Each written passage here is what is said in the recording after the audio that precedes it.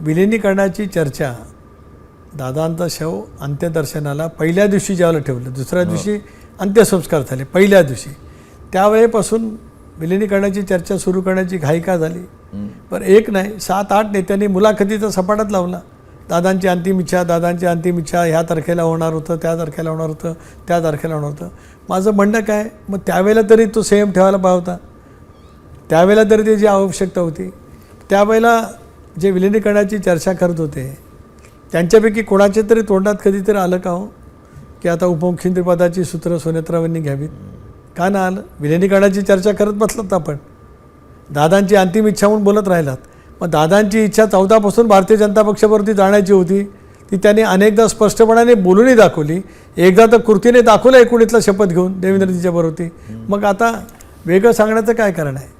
दुसरा प्रश्न निलेशजी माझा असा आहे की 2023ला पक्ष का 2 भाग झाले? आम्ही एनडीएमध्ये गेलो म्हणून झाले.